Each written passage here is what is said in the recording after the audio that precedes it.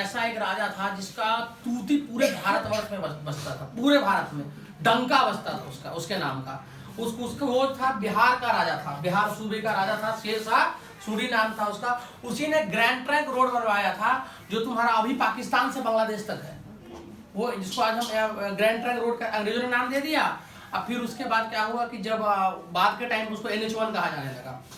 हुमायूं का अभियान था, वो देखा सबको मार देंगे फाड़ देंगे, वो कन्नौज को जीत गया, वो आगे सबको जीतते गया, हर युद्ध को सब जीतते जा रहा था, क्योंकि बाबर के साथ अधिक सारे युद्ध में उसका बेटा हुमायूं भी भाग लिया था, कन्नौज भी जीत गया।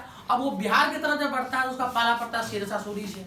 अब शेरशाह सूरी हल्का फुल्का था नहीं, शेरशाह सूरी का वो तरीका था, तुमको एकदम फ्री होकर बताएंगे उसके बारे में बहुत अच्छे से, कि जब शेरशाह सूरी से लड़ाई होती है हुमायूं की ना, उस लड़ाई में उसको जबरदस्ती मतलब उसको नदी में कूद के जान बचाना पड़ता है अपना। जब वो नदी में कूद जाता है तो नदी में उसको मलाह मिलता है, और मलाह कहता है कि हम हुमायूं दिल्ली के राजा, हमको बचा लो। उसको निकाल के लाता है वो नाव पर से, फिर उसको भेजता है संदेशा, तब दिल्ली में उसको एक दिन के लिए राजा बनाता है उस मलाह को जो उसका जान बचाया था। वो भाग भूग करके पूरा शेरशाह डंका पिटवा दिया कि जो इसको शरण दिया उसको हम खत्म कर देंगे, ये बाहरी है। देखो कितना समझदार था वो मुसलमान तो था, समझदार था, बोला विदेशी है, इसको यहाँ रुकने नहीं देंगे, रुकेगा तो बवाल काटेगा, भगाओ इसको। और भागते सिंध पहुंच गया हुमायूं।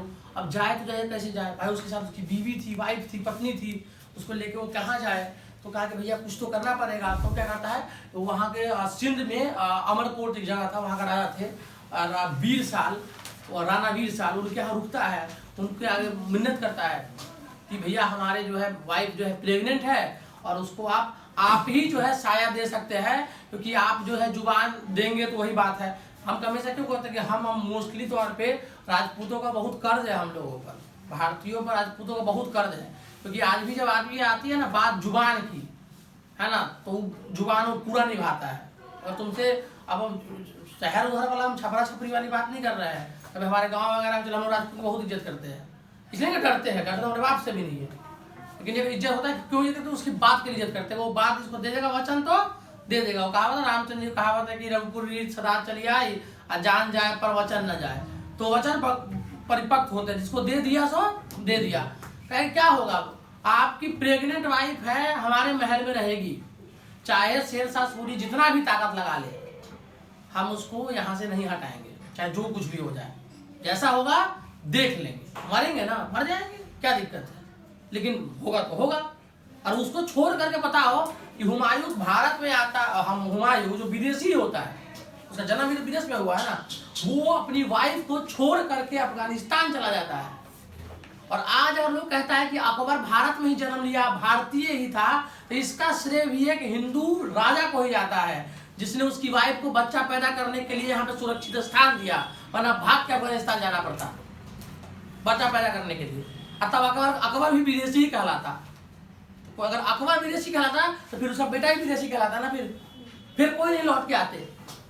बीवी थी, बच्चा हुआ, 15 अक्टूबर 1542 को अकबर का जन्म होता है।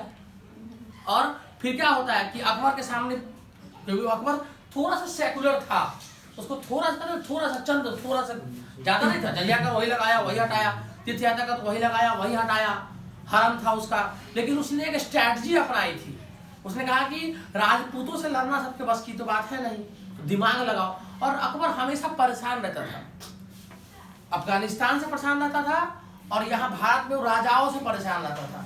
तो उसका मंत्री से उसने पूछा बीरबल से कि ऐसा क्या किया जाए कि राजपूत लोग जो है और पठान लोग जो है शांत हो जाए।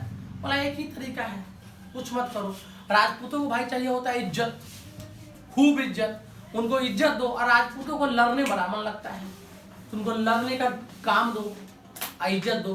तो उस सब को एकदम किसी को अपना नवरत्न बना लिया, किसी को कहीं का सूबेदार बना दिया, किसी को कहीं का मंत्री बना दिया, और सब बोलता था जाओ लड़ाई करो। अफगानिस्तान बेचैन जगह था, वहाँ राजपूतों को भेज दिया, जाओ शांत करो उन लोगों को जाकर के। और वो वहाँ पे ज्यादा मार काट मचा देते थे।